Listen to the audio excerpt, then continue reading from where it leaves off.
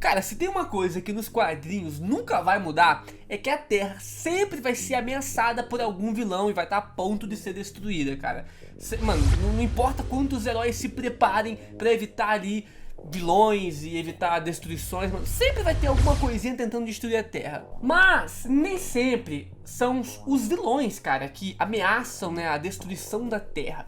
Muitas vezes, alguns heróis também ameaçam a destruição da Terra ao invés de salvá-la. Muitos desses personagens heróis chegam mais perto de destruir a Terra do que os próprios vilões. E é isso que a gente vai ver aqui nesse vídeo de hoje, cara. Não só heróis também, né? Vai ter heróis e vilões. Personagens que já quase destruíram o mundo nos quadrinhos da Marvel. Se vocês gostarem, eu vou fazer um da DC Comics também. Então, deixa o like, comenta aqui embaixo. Destruição, cara, que eu vou dar um coraçãozinho todo mundo comentar isso.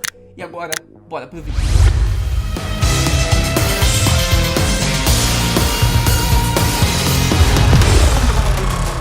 Número 1, o Ultron. Esse aqui vocês devem conhecer pelo segundo filme dos Vingadores, né? Vingadores A Era de Ultron. Esse filme foi baseado em uma saga dos quadrinhos com o mesmo nome. Só que diferente do filme, nos quadrinhos foi o Ultron que saiu vitorioso. Após diversas tentativas de destruir o mundo, o Ultron finalmente saiu bem sucedido, né? Ele começou a construir milhares e milhares de robôs todos os dias, montando um exército quase impossível de ser derrotado, né? E aí conseguiu seu feito de conquistar a Terra. A situação foi tão crítica que os heróis sobreviventes tiveram que se esconder no subsolo para não serem caçados. Alguns civis chegavam até mesmo a entregar alguns heróis que eles capturavam para que o Ultron poupasse as suas vidas. Inclusive teve um momento que o próprio Capitão América ele perdeu a esperança de lutar, cara. Isso fez com que outros heróis também perdessem a fé na humanidade, nos heróis e na salvação, né? Afinal, muitas pessoas seguem o Capitão América, então ele é um símbolo de esperança. Quando ele desiste,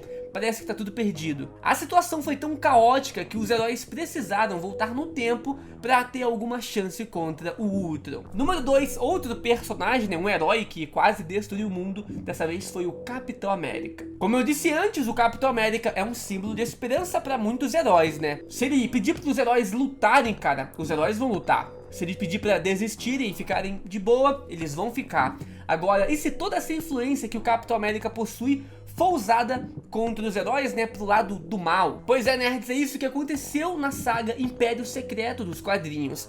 Nessa história, a Hydra, uma das maiores organizações da Marvel, consegue ter a posse de um cubo cósmico, que é um dos objetos mais poderosos da DC, que tem uma fração do poder dos Beyonders, que são seres cósmicos. E com esse cubo cósmico, a Hydra manipula a história e fez com que o Steve Rogers fosse um agente da Hydra desde a sua infância e só estivesse esperando o momento certo pra atrair os Vingadores, mano. Olha que loucura.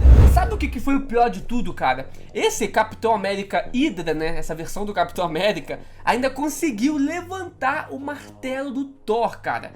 Então fez com que o próprio Thor duvidasse se a Hydra era boazinha ou não, porque esse Capitão América que era junto da Hydra era digno de levantar o Mjolnir. Como assim, cara? O Thor ficou tão confuso que ele chegou a ajudar o Capitão América Hydra e a própria Hydra, né, contra os heróis. E esse novo Capitão América eventualmente conseguiu pegar o cubo cósmico, né, que o transformou e começou a manipular a realidade para que o mundo todo seja comandado pela Hydra. Mas felizmente, cara, o Capitão América original, né, o verdadeiro, ele conseguiu retornar, dominou lá e derrotou esse Capitão América falso. E aí os heróis venceram, mas foi por muito pouco, quase que esse Capitão América do mal conseguiu destruir todo o universo ali deles, né? Toda a Terra. Número 3, Doutor Destino, cara. Pois é, um dos personagens mais inteligentes de toda a Marvel, já quase destruiu toda a realidade. Durante a saga dos Novos Vingadores e Guerras Secretas, né, os Beyonders estavam acabando com o multiverso como forma de um experimento. Você vê, os caras são tão sinistros que um experimento deles leva ao fim de um universo, né? Um multiverso, na verdade. O Doutor Destino, junto com o Doutor Estranho e do Homem Molecular, conseguiram impedir que tudo acabasse, né, roubando ali os poderes dos Beyonders.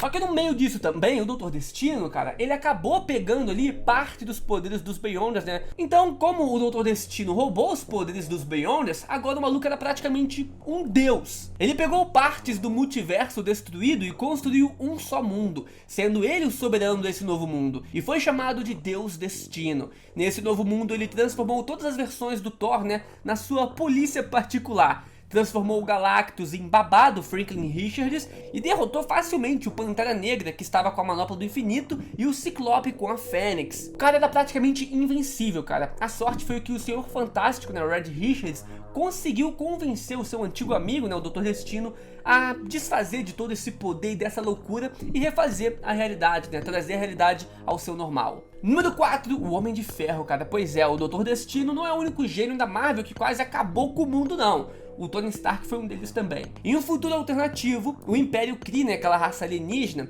transforma a inteligência suprema em uma inteligência artificial para poder vencer uma guerra. E nisso também outras raças do universo também fizeram esse mesmo processo de transformar seus líderes em inteligências artificiais. Nisso, o Homem de Ferro também transforma sua própria consciência em uma inteligência artificial também, né, para lutar contra essas outras raças que queriam acabar e dominar todo o universo. E nessa forma, após vencer a guerra contra as outras raças, ele decidiu transformar toda a vida no universo em uma forma de vida virtual. Ele ficou tão poderoso que lutou contra as próprias entidades cósmicas, como o Tribunal Vivo e os Celestiais, cara, destruindo todos no processo. A única resistência que ele encontrou foi a do Venom, né, que em milhares de anos se tornou extremamente poderoso, absorvendo o poder de todos os hospedeiros que ele já teve. No fim, esse Homem de Ferro, inteligência artificial, acabou vencendo no seu próprio universo, né? E o Venom acabou destruído e tudo conquistado, cara.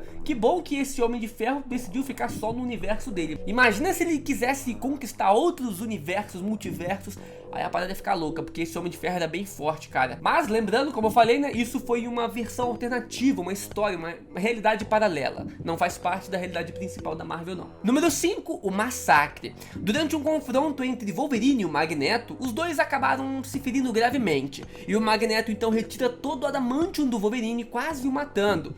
Vendo como o Magneto estava fora de controle, o Professor Xavier decide dar um basta no Magneto e desliga completamente o seu cérebro. O que o Professor Xavier não sabia é que quando ele faz isso, tem essa conexão com a mente do Magneto, uma parte da mente do Magneto maligna passa para a própria mente do Charles Xavier. E com o tempo, ela vai se alimentando de todo o ódio que o Professor Xavier tinha e vai crescendo dentro dele.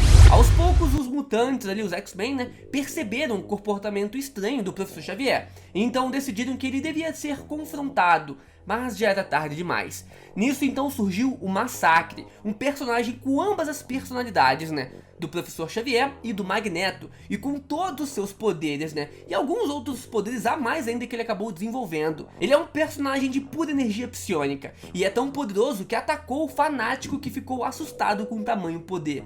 Você imagina, cara, deixar o fanático assustado? Pois é, o Massacre conseguiu fazer isso. Depois disso, o Massacre cria uma ilusão para o pequeno Franklin Richards, né, para poder manipular a criança e usar os poderes de manipulação da realidade do Franklin, meio que sem ele saber. Logo após isso, ele também captura Nathan Grey, cara, para usar os seus poderes nível ômega, né, psionicos, e transforma a humanidade em uma consciência coletiva, e reprograma também os sentinelas para obedecerem apenas ele. Precisou de todos os heróis da Terra e mais alguns vilões ainda para parar esse personagem, e ainda assim não foi suficiente. Foi preciso que o Hulk liberasse toda a sua raiva para que eles conseguissem ferir o Massacre e o sacrifício de todos os heróis, né, que estavam na luta para finalmente impedir esse vilão.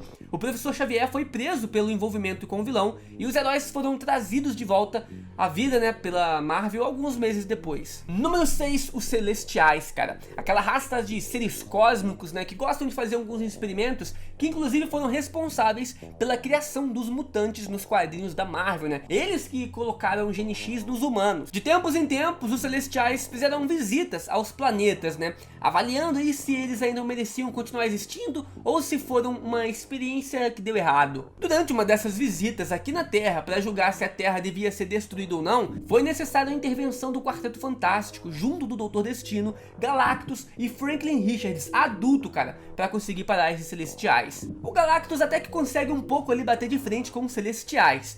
mas os 3 celestiais que estavam atacando ali acabaram se fundindo, cara, e aí não teve jeito pro Devorador de Mundos, que acabou sendo derrotado. Foi aí que surgiu uma versão mais velha do Franklin Richards, que usando seu poder de manipulação da realidade, lutou de igual para igual com todos os celestiais. Essa batalha, cara, foi de proporções tão cósmicas, né, tão grande, que o Franklin Richards transformou o Galactus, cara, no seu bichinho de estimação, no seu arauto, pra ajudar na luta, né? Pra vocês verem a força que o Franklin Richards tem. Número 7, o Galactus. Quando se trata de destruir planetas, cara, esse aqui tem que estar numa lista também, né? Esse cara aqui entende. O Galactus foi uma das primeiras entidades a aparecer nos quadrinhos do Quarteto Fantástico. Ele e o Surfista Prateado vieram à Terra para consumir o planeta e energizar o Galactus. E como ele era extremamente poderoso, o Quarteto Fantástico não conseguiu fazer nada. O Galactus estava ali se preparando para devorar a Terra e o Quarteto Fantástico só podia esperar. Foi necessário, cara, que o Vigia, aquela entidade que atua ali como o protagonista, né, de todas as séries do What If,